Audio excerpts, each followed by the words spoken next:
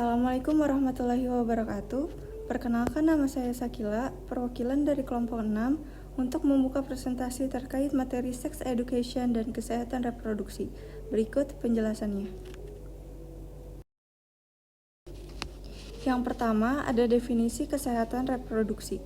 Menurut Depkes Republik Indonesia tahun 2000, kesehatan reproduksi merupakan suatu keadaan sehat secara menyeluruh, mencakup fisik, mental, dan kehidupan sosial yang berkaitan dengan alat, fungsi, serta proses reproduksi yang pemikiran kesehatan reproduksi.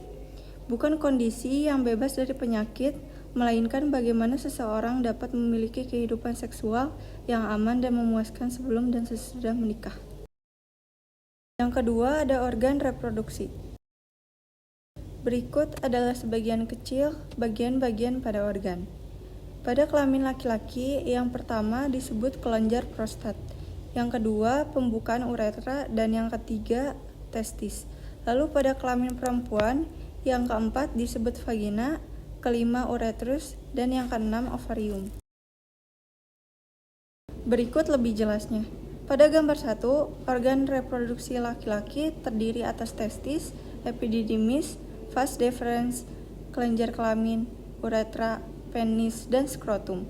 Juga pada gambar 2, organ reproduksi perempuan diantaranya ada vulva, vagina, serviks, rahim, saluran telur, dan indung telur. Seperti halnya dengan laki-laki, organ reproduksi perempuan juga terdiri atas alat kelamin luar dan alat kelamin dalam. Selanjutnya, tahapan remaja, yaitu tumbuh kembangnya menuju dewasa berdasarkan kematangan psikososial dan seksual. Semua remaja akan melewati tahapan berikut. Yang pertama, ada masa remaja awal atau dini, early adolescence, umur 11-13 tahun, dengan ciri khas ingin bebas, lebih dekat dengan teman sebaya, mulai berpikir abstrak, dan lebih banyak memperhatikan keadaan tubuhnya. Yang kedua, yaitu ada masa remaja pertengahan, middle adolescence, umur 14-16 tahun, dengan ciri khas mencari identitas diri, timbul keinginan untuk berkencan, berhayal tentang seksual, mempunyai rasa cinta yang mendalam. Yang terakhir ada masa remaja lanjut, late adolescence, umur 17-20 tahun, dengan ciri khas mampu berpikir abstrak, lebih selektif dalam mencari teman sebaya, mempunyai citra jasmani dirinya, dapat mewujudkan rasa cinta, mengungkapkan kebebasan diri. Tahapan ini mengikuti pola yang konsisten untuk masing-masing individu. Perubahan fisik pada masa remaja. Perubahan fisik dalam masa remaja merupakan hal yang sangat penting dalam kesehatan reproduksi, karena pada masa ini terjadi pertumbuhan fisik yang sangat cepat untuk mencapai kematangan, termasuk organ-organ reproduksi, sehingga mampu melaksanakan fungsi reproduksinya. Perubahan yang terjadi yaitu: yang pertama, munculnya tanda-tanda seks primer terjadi, haid, menarche pada remaja perempuan, dan mimpi basah pada remaja laki-laki. 2. Munculnya tanda-tanda seks sekunder, yaitu pada remaja laki-laki tumbuhnya jakun dan penis, buah zakar bertambah besar, terjadinya ereksi dan ejakulasi suara bertambah besar, dada lebih besar, badan berotot, tumbuh kumis di atas bibir, cambang dan rambut di sekitar kemaluan dan ketiak. Pada remaja perempuan, pinggul melebar, bertumbuhnya rahim dan vagina, tumbuh rambut di sekitar kemaluan dan ketiak, payudara membesar.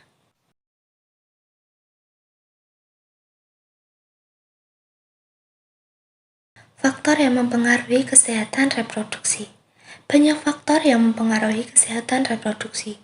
Faktor tersebut dapat dikelompokkan menjadi 4 golongan yang dapat berdampak buruk bagi kesehatan reproduksi, yaitu: yang pertama, faktor demografis, ekonomi. Faktor ekonomi dapat mempengaruhi kesehatan reproduksi, yaitu kemiskinan, tingkat pendidikan yang rendah, ketidaktahuan tentang perkembangan seksual dan proses reproduksi.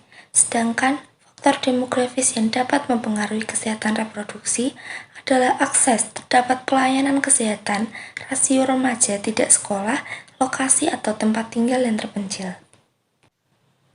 2. Faktor budaya dan lingkungan. Faktor budaya dan lingkungan yang mempengaruhi praktek tradisional yang berdampak buruk pada kesehatan reproduksi, kepercayaan anak, banyak rezeki, pandangan agama, status perempuan, ketidaksetaraan gender. Yang ketiga, faktor psikologis, rasa rendah diri, low self-esteem, tekanan teman sebaya, peer pressure, tindakan kekerasan di rumah atau lingkungan terdekat, dan dampak adanya keretakan orang tua dan remaja, depresi karena ketidakseimbangan hormonal, rasa tidak berharga wanita terhadap pria yang memberi kebebasan secara materi. Yang terakhir, faktor biologis. Faktor biologis mencangkup ketidaksempurnaan organ reproduksi atau cacat sejak lahir, cacat pada saluran reproduksi pasca penyakit menular seksual, keadaan gizi buruk kronis, anemia, radang panggul atau adanya keganasan pada alat reproduksi. Kesehatan reproduksi yaitu sehat baik secara fisik, psikis, dan sosial yang berkaitan dengan sistem fungsi dan proses reproduksi pada laki-laki dan perempuan agar dapat bertanggung jawab dan menjaga memelihara organ reproduksi. Nah, bagaimana sih cara merawat organ reproduksi? Cara merawat organ reproduksi yang pertama, pakaian dalam dan celana dalam diganti minimal 2 kali sehari. 2. Menggunakan celana dalam berbahan yang menyerap keringat. 3. Pakai handuk yang bersih, kering, tidak lembab, dan bau. 4. Bagi perempuan, setelah buang air kecil, cara ceboknya dari arah depan ke belakang agar kuman dari anus tidak ikut ke organ reproduksi. 5. Bagi laki-laki, sangat dianjurkan untuk disunat atau hitan agar terhindar dari kanker penis dan kanker leher rahim pada istrinya. Indikator tingkat kesuburan pada wanita, siklus menstruasi dipengaruhi oleh hormon seks perempuan yaitu estrogen dan progesteron. Hormon-hormon ini menyebabkan perubahan fisiologis pada tubuh perempuan yang dapat dilihat melalui beberapa indikator klinik seperti perubahan suhu basal tubuh, perubahan sekresi lendir rahim atau serviks, perubahan pada serviks panjangnya siklus menstruasi, dan indikator minor kesuburan seperti nyeri perut dan perubahan payudara. Seks bebas atau extramarital intercourse yaitu kegiatan seksual yang melibatkan dua orang yang saling menyukai atau mencintai yang dilakukan sebelum pernikahan. Masa remaja adalah masa penting kehidupan di mana terjadi perubahan dari anak-anak menuju dewasa. Pada masa ini, remaja mengalami banyak perubahan seperti perubahan fisik, psikologis, sosial, dan biologis. Perubahan yang terjadi pada remaja diakibatkan karena mulai aktif dan berkembangnya fungsi organ reproduksi. Aktif dan berkembangnya organ reproduksi ditandai dari datangnya menarche atau menstruasi pada remaja putri dan mimpi basah pada remaja putra. Proses ini membuat remaja memiliki rasa keingintahuan yang tinggi terhadap sesuatu yang dapat mempengaruhi perilakunya. Ada beberapa faktor yang mempengaruhi perilaku seks bebas. Yang pertama, rasa ingin tahu. Penyebab seks bebas salah satunya adalah rasa ingin tahu yang tinggi yang diimbangi dengan pengetahuan yang kurang tentang seks. Rasa ingin tahu ini mendorong seseorang untuk mencari informasi akan hal ini. Dan jika seseorang mencari informasi pada teman-temannya yang juga melakukan seks bebas, maka akan besar kemungkinan untuk seseorang itu juga ikut terjerumus dalam seks bebas. Yang kedua, ada dukungan sosial. Semakin rendah dukungan sosial atau dukungan keluarga, maka cenderung perilaku delinkuan atau perilaku menyimpang semakin tinggi. Demikian sebaliknya, dukungan sosial melindungi seseorang terhadap efek negatif stres yang berat. Yang ketiga, ada pola asuh otoriter. Gaya yang membatasi dan bersifat menghukum yang mendesak kepada anak mengikuti petunjuk orang tua. Orang tua yang otoriter membuat batasan dan kendali terhadap anak dan hanya melakukan sedikit komunikasi verbal. Orang tua tidak mendukung anak untuk membuat keputusan sendiri, mengatakan apa yang harus dilakukan kepada anak tanpa menjelaskan mengapa anak harus melakukan hal tersebut. Akibatnya, anak akan kehilangan kesempatan untuk belajar bagaimana mengendalikan perilakunya sendiri. Hal ini menyebabkan anak akan memberontak dan berperilaku agresif, cenderung tidak patuh, bebas melakukan apa saja seperti merokok dan seks bebas. Yang keempat, ada mispersepsi terhadap relationship. Mispersepsi terhadap relationship mampu membuat remaja terjerumus dalam perilaku seks bebas. Mispersepsi di sini adalah kognitif seseorang yang mana kognitif ini sangat mempengaruhi perilakunya. Bagaimana tidak, jika seseorang terlalu mengagung-agungkan pacarnya, seseorang akan memberikan semua hal yang ia miliki. Seseorang pada dasarnya akan lebih baik menganggap kegiatan relationship ini hanya sebatas perkenalan dan mampu memilah mana yang harus diberikan kepada pasangan, mana yang tidak boleh diberikan kepada pasangannya. Dampak dari seks bebas, yang pertama ada kehamilan yang tidak diinginkan. Kehamilan yang tidak diinginkan membawa remaja pada dua pilihan, yaitu hamil atau menggugurkan kandungannya. Kehamilan di usia muda juga berdampak pada anak yang dikandung, seperti kejadian berat bayi lahir rendah atau BBLR, dan kematian perinatal yang sering dialami oleh bayi-bayi yang lahir dari usia muda. Yang kedua ada aborsi. Pengguguran kandungan atau aborsi adalah berakhirnya kehamilan dengan dikeluarkannya janin atau embrio sebelum memiliki kemampuan untuk bertahan hidup di luar rahim, sehingga mengakibatkan kematian. Aborsi biasanya dilakukan karena adanya kehamilan yang tidak diinginkan. Yang ketiga ada pernikahan dini. Alasan terjadinya pernikahan dini adalah pergaulan bebas, seperti hamil di luar nikah dan alasan ekonomi. Remaja yang menikah dini, baik secara fisik maupun biologis, belum cukup matang untuk memiliki anak, sehingga rentan menyebabkan kematian anak dan ibu pada saat melahirkan. Perempuan dengan usia kurang dari 20 tahun yang menjalani kehamilan sering mengalami kekurangan gizi dan anemia. Gejala ini berkaitan dengan distribusi makanan yang tidak merata antara janin dan ibu yang masih dalam tahap proses pertumbuhan. Yang keempat ada penyakit menular seksual. Yang keempat, ada tertular penyakit menular seksual atau PMS. PMS ditularkan karena adanya pertukaran cairan dalam tubuh dengan si penderita, dalam hal ini masuknya penis laki-laki ke lubang vagina perempuan atau adanya sentuhan antara kulit. Kebiasaan berganti-ganti pasangan dan melakukan anal seks menyebabkan semakin rentan tertular penyakit menular seks, seperti sifilis, kencing nanah, atau gonore. Selanjutnya, herpes yang disebabkan oleh virus herpes, simplex atau herpes hominitis, dengan gejala seperti demam, lemah, otot terasa nyeri, gatal, dan melepuh sekitar kulit dan daerah organ reproduksi. Dampak berbahaya perilaku seksual beresiko adalah tertular acquired immunodeficiency syndrome atau AIDS.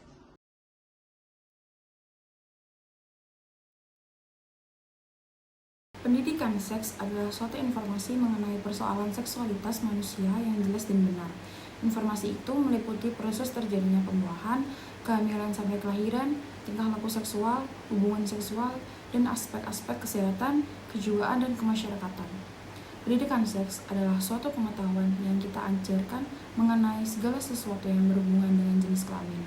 Ini mencakup mulai dari pertumbuhan jenis kelamin, laki-laki atau wanita, bagaimana fungsi kelamin sebagai alat reproduksi, bagaimana perkembangan alat kelamin itu pada wanita dan pada laki-laki, tentang menstruasi, mimpi basah, dan sebagainya. Sampai kepada timbulnya birahi karena adanya perubahan pada hormon, termasuk masalah perkawinan, kehamilan, dan sebagainya. Ada dua faktor mengapa sex education sangat penting bagi remaja. Faktor pertama adalah di mana anak-anak tumbuh menjadi remaja, mereka belum paham dengan sex education, sebab orang tua masih menganggap bahwa membicarakan mengenai seks adalah hal yang tabu. Sehingga dari ketidakfahaman tersebut, para remaja merasa tidak bertanggung jawab dengan seks atau kesehatan anatomi reproduksinya. Faktor kedua, dari ketidakfahaman remaja tentang seks dan kesehatan anatomi reproduksi mereka di lingkungan sosial masyarakat, Hal ini ditawarkan hanya sebatas komoditi, seperti media-media yang menyajikan hal-hal yang bersifat pornografi, antara lain VCD, majalah, internet, bahkan tayangan televisi pun saat ini sudah mengarah kepada hal yang seperti itu.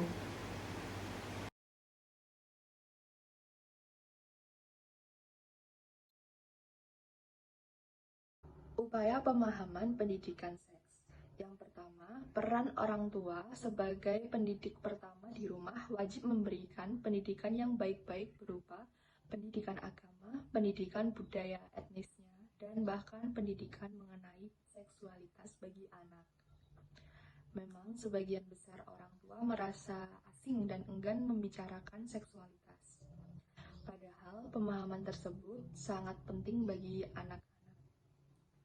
Tentunya pemberian pemahaman tersebut perlu ada batasan-batasan yang perlu dikaji, seperti contoh bagaimana jika laki-laki dan perempuan sebagai makhluk ciptaan Tuhan itu diciptakan berpasang-pasangan dan harus mengikuti ajaran Tuhan dan Nabi.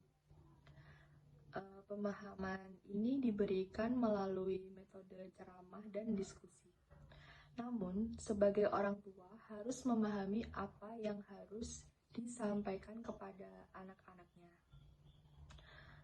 Orang tua sebagai kunci utama dalam proses pertumbuhan maupun perkembangan perilaku anak. Orang tua juga sangat membutuhkan informasi tentang pemahaman pendidikan seks di sekolah sebagai bekal pendidikan bagi anak-anaknya agar ada persamaan persepsi tentang pendidikan seksual yang sehat.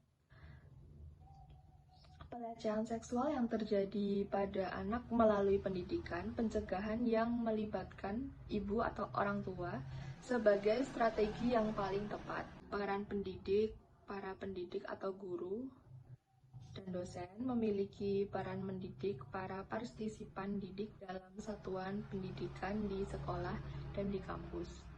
Dalam hal ini, guru sekolah melalui guru BP atau BK yang terdapat dalam satuan pendidikan memberikan pendidikan tambahan di luar jam sekolah dengan memberikan pemahaman seksualitas seperti masa pubertas, bagaimana sikap anak perempuan terhadap lawan jenisnya, dan sebagainya. Guru memiliki peran begitu penting dalam memberikan pemahaman berupa pendidikan seksual bagi anak sebagai upaya antisipasi, pengetahuan, pemahaman guna mencegah perilaku seks bebas dan upaya menghindari efek kurang baik. Pendidikan seks dalam satuan pendidikan atau di sekolah memiliki peran yang juga sangat penting. Guru menjaga kesehatan dan kesejahteraan seksual bagi anak. Peran masyarakat sekitar dalam lingkungan kehidupan manusia, baik itu tokoh seperti tokoh agama, tokoh masyarakat atau RT, RW, lurah, ada organisasi kemasyarakatan juga, memiliki peran yang sangat penting dalam kehidupan sosial. Jika gerak-gerik masyarakat yang mencurigakan baik dalam sebuah kos-kosan, hotel, penginapan, dan sebagainya, perlu ditinjau dan dicek apakah dengan adanya dua orang lawan jenis, laki-laki dan perempuan, merupakan suami istri yang sah atau bukan. Jika tidak, maka masyarakat berhak menindak dengan memberikan sanksi sosial. Bahkan jika ada para predator atau penjahat kelamin yang melakukan tindakan asusila di wilayah tersebut, kita perlu mencegah dan menindak agar kurangnya korban dan adanya efek jera bagi para pelaku kejahatan tersebut. Perlunya kondisi pendidikan seks yang sehat secara terbuka atau publik bagi setiap individu agar para pelaku pelanggaran seksual memperoleh rehabilitas atau program pengobatan. Begitu pula bagi para pelaku kejahatan seks guna merubah pola pikir.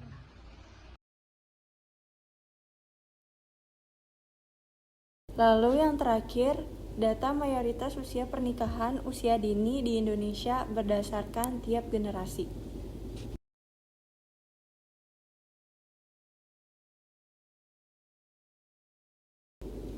Sekian yang dapat kami sampaikan terkait penjelasan materi sex education dan kesehatan reproduksi. Kurang lebihnya mohon maaf. Wassalamualaikum warahmatullahi wabarakatuh.